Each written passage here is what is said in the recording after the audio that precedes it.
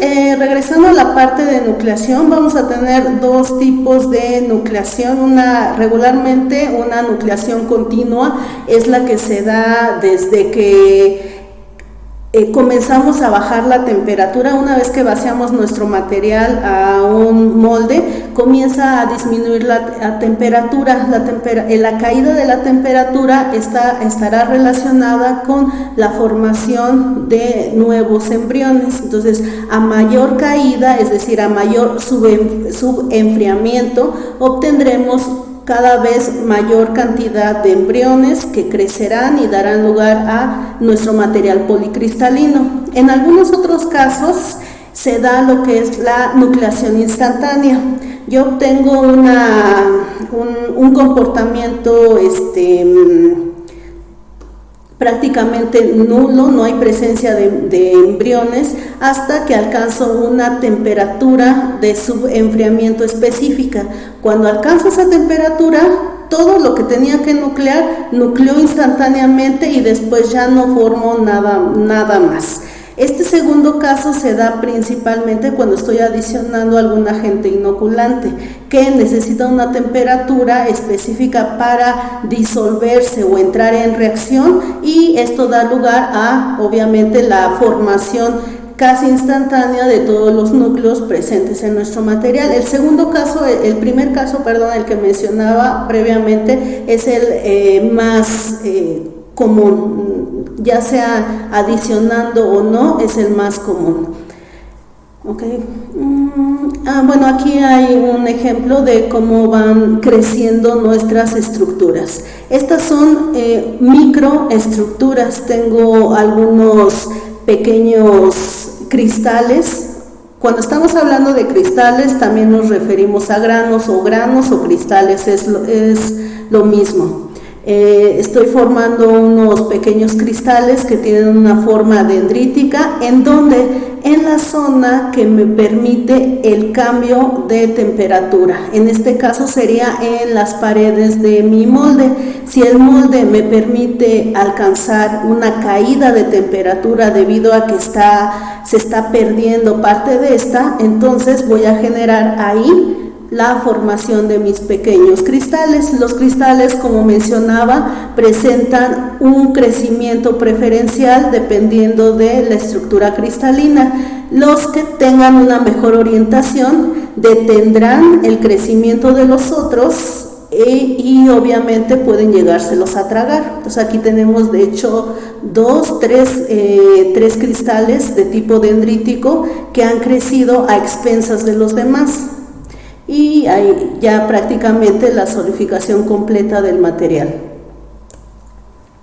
Nucleación se rige más que nada por la parte termo y el segundo fenómeno, que es el de crecimiento, pues obviamente con la parte cinética. Entonces vamos a ver estos puntos. Será un cambio en la energía libre que tendremos asociada debido a esta transformación. ¿En dónde vamos a tener el cambio de energía? Desde el delta H, y precisamente ya englobándolo el delta H y el delta S, lo que manejaríamos es nuestra energía libre. Cuando nosotros decimos y definimos solidificación como una transformación de fase y decimos que venimos de un estado caótico a un estado ordenado, ¿qué es lo que estamos cambiando? Estamos cambiando nuestro delta S. Entonces partimos de un punto en donde teníamos un elevado delta S y una entropía elevada, y llegamos a un punto en donde nuestra entropía está disminuyendo. Hay que recordar que conforme disminuye la temperatura, disminuye la parte caótica de nuestro sistema. El estudio de la velocidad de avance del frente de solidificación lo estaremos trabajando con principalmente el subenfriamiento de mi sistema, es decir, qué tanto se está moviendo o dónde se está dando nuestro cruce a partir de la temperatura de transformación fija para cada uno de los sistemas. ¿Existe pérdida de energía? Sí, nuestro delta G de la parte sólida es menor que obviamente la parte líquida, entonces lo que estamos buscando es tener una pérdida energética para que se dé la solidificación. Esto también tiene relación con nuestra interfase subenfriada. A mayor subenfriamiento, mayor formación de la nueva fase. Entonces, ¿qué es lo que queremos? Queremos que haya una caída de la temperatura a partir de este punto de equilibrio. ¿Hacia dónde? Hacia la izquierda. Eso nos estará dando la relación entre estas dos líneas, entre nuestro sólido estable y nuestro líquido estable.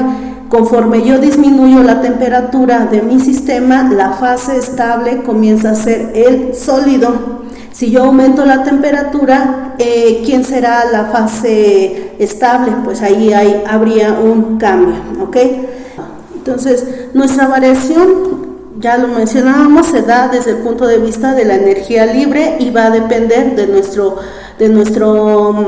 delta H y de nuestro delta S. Entonces, el análisis que se hace para sacar la relación entre lo formado respecto al subenfriamiento se da cuando tenemos la condición de equilibrio. El equilibrio lo alcanzamos en el punto en donde se cruzan ambas líneas, es decir, nuestra energía para la fase sólida y para la fase líquida, donde alcanzamos ese equilibrio en la temperatura de fusión. Cuando estamos hablando obviamente de un material puro, cuando estamos hablando de una aleación, obviamente ese punto de equilibrio no se alcanza del todo porque tenemos un intervalo. Entonces, durante un intervalo considerable, o puede ser considerable o no, dependiendo de la composición, podemos tener o no ambas fases, ¿ok? Entonces, cuando tenemos el equilibrio para un metal puro, finalmente, ¿qué es lo que encontramos?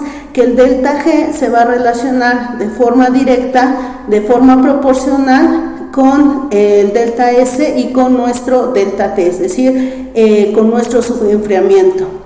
Entonces, ¿qué podemos decir al respecto? La fuerza que nos proporcionará la posibilidad de nuclear o de formar embriones estará dada por el subenfriamiento que nosotros tengamos. Entonces, aquí nuestro delta T, como decía, lo vamos a tener a la izquierda de nuestra temperatura de fusión. A mayor subenfriamiento, yo voy a generar una mayor estabilidad de una de las fases respecto a la otra. Entonces, de aquí la relación que me gustaría que tuvieran siempre a la mano sería la relación esta entre el delta G, el delta S y el delta T, que en sí, aquí se los resumo, la fuerza motriz es el subenfriamiento.